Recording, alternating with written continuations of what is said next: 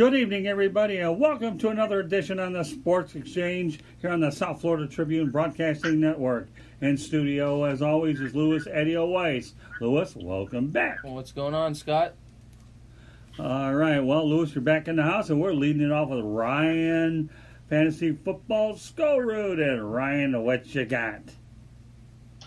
Well, we've got a few things. There's a lot of major injuries actually going on right now in terms of the NFL. Starting off with David Johnson was sidelined to practice today, dealing with the back injury that he suffered in their last game. This is something to monitor for your fantasy lineups.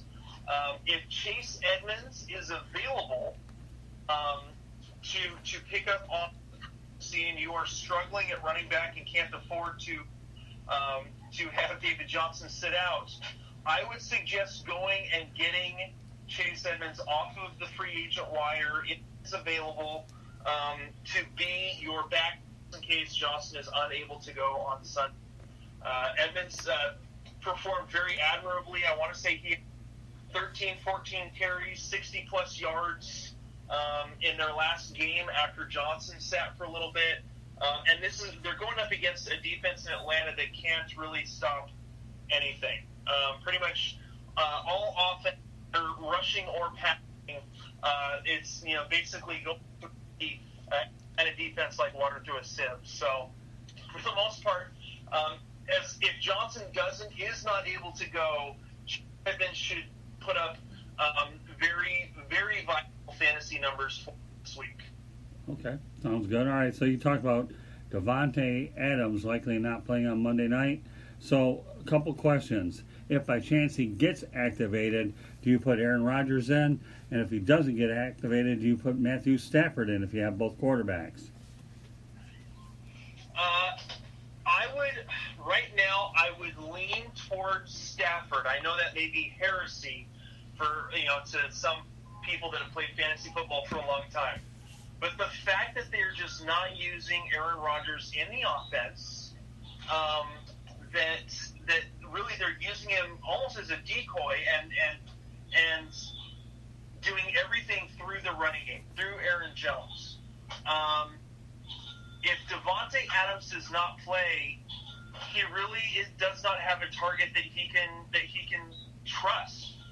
Marquez Valdez-Scantling has been less than hoped for with Adams out. He's performed pretty well when Adams is in because it draws the top coverage and allows Scantling to do his work against the number 2 or number 3 corner.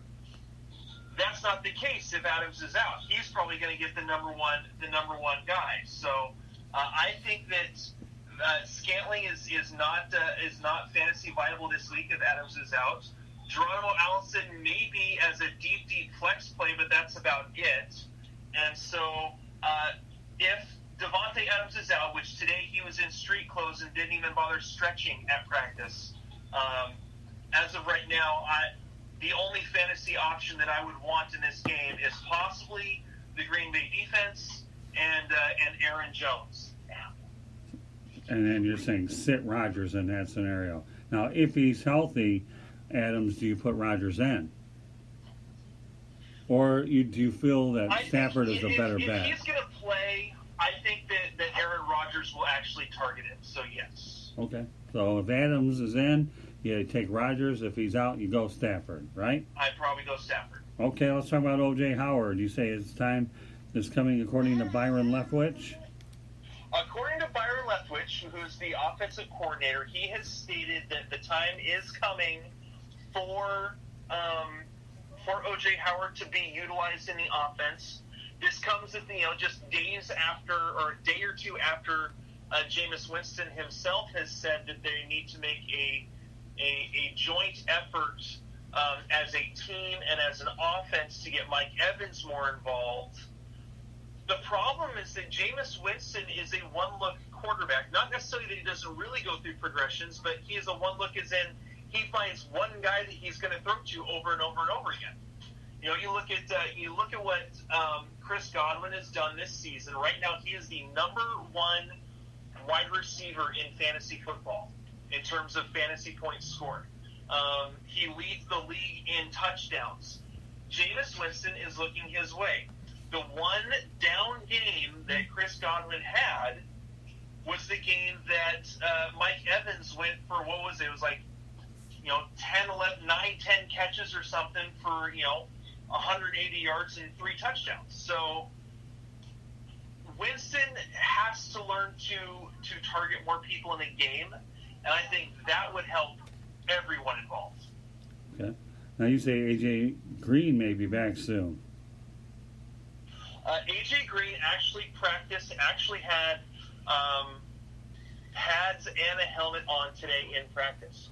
So he actually practiced in a limited capacity today.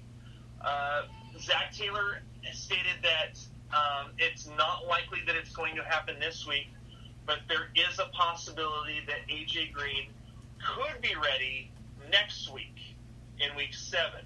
I personally think that it would be close to week 8 or week 9, just with how little he has done so far in the offense.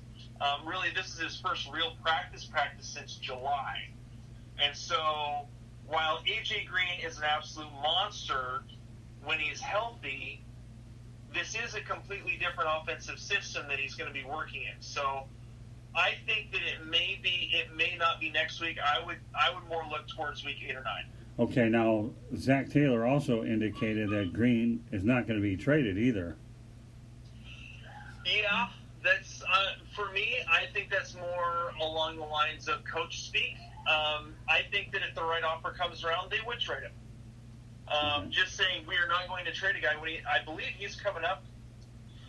He may be coming up on a contract year. I can't remember the exact details of his contract, but I think if the right offer comes, they trade him. If the right offer comes for just about anyone, for just about any team, they're going to trade just about any player.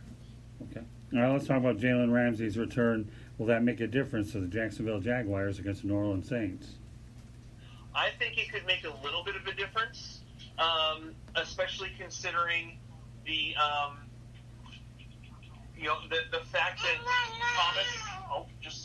the fact that Michael Thomas has played so well this last week, and really the defense for Jacksonville is much better when Jalen Ramsey is there. Because he is that shutdown corner. So I think Ramsey, if he's actually healthy and actually playing, yes, it will help them against the New Orleans offense. Again, it's not Drew Brees, it's Teddy Bridgewater. And so I think that will have a big effect and could possibly tilt the scales in their favor against the New Orleans Saints.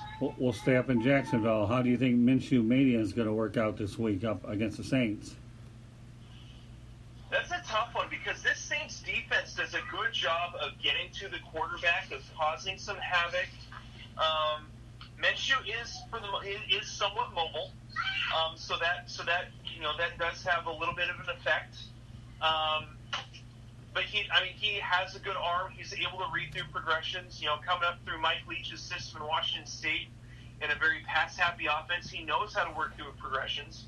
He wasn't ever really a one-look wonder kind of a guy. So really, it's all going to depend on how well Fournette is able to run the ball, right, to pull the defense, to keep the linebackers close and to open up some passing lanes for him.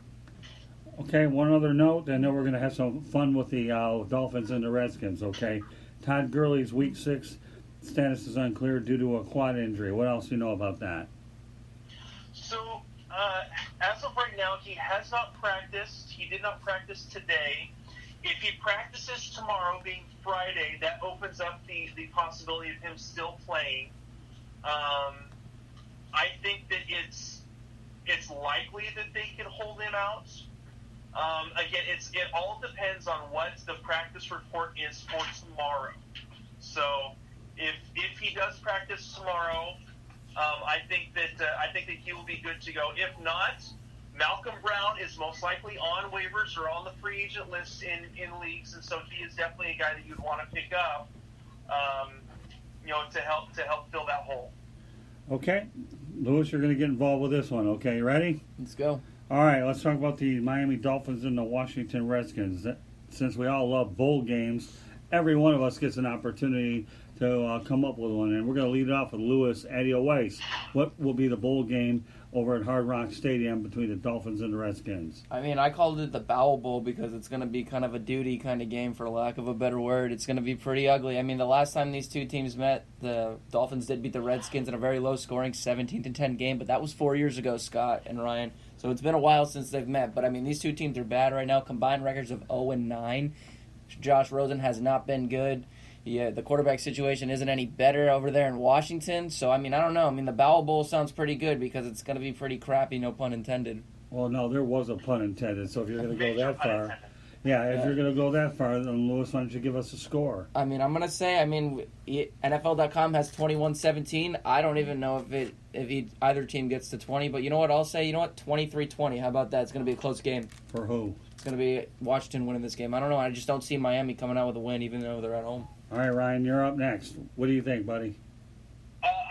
For me, this is definitely the toilet bowl. I think that looking at what's been interesting is looking at fantasy projections for teams, especially in terms of defenses for this week.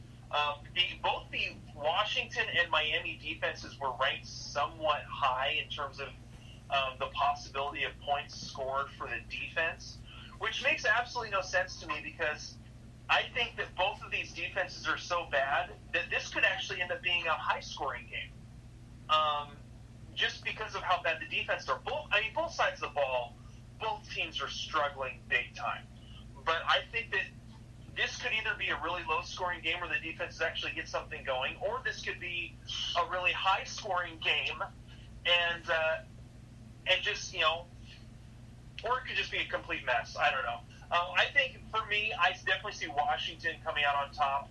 I could see this as a 27-24 type of game where Washington comes out on top. Well, that leaves me. All right, since we know that neither of these two teams are going to the Super Bowl, we'll just call it the Stupor Bowl, okay? We'll go to the Stupor Bowl, and I'm with you, Ryan. I think the Redskins come away with a 28-20 win. Obviously, we know that field goals and extra points are missed, and maybe there's a 2-point conversion along the way. So we got the Stupor Bowl. We have what'd you say again, buddy? You called it the toilet bowl. I called it the toilet bowl. And you had the Bowel Bowl. I mean, right. Yeah, you have pretty bad teams going up against each other. So everybody out there, we have 3 different bowl games for our. If you're looking for a negative bowl game, all 3 of us have identified one. Let's talk about the Thursday night game since we are broadcasting on the Thursday night. Okay, we have the Giants against the New England Patriots. No, not the Super Bowl because we know the Giants have made out pretty well. But now the question is how bad will the damage be? We'll lead off with you, Ryan. This is going to be a horrible game, and I don't think honestly in terms of fantasy production all around, not just for the Giants, but I think it could be a bit of a bad game for New England as well in terms of fantasy production. I still think that New England comes out with the win. That's not in question for me. But you've got bad weather up in New England. I have not seen the absolute latest weather report as in the last hour. The last time I saw it, they were still expecting rain and gusts of wind up to 30 miles an hour in Gillette Stadium. That does not make for good passing. That does not make for being able to hold on to the ball in the running game.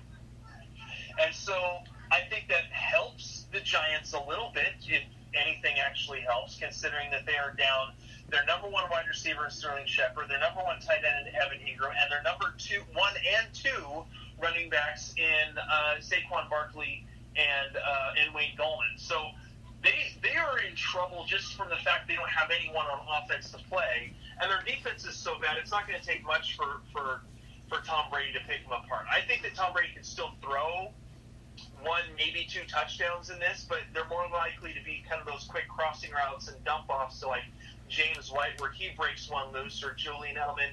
If he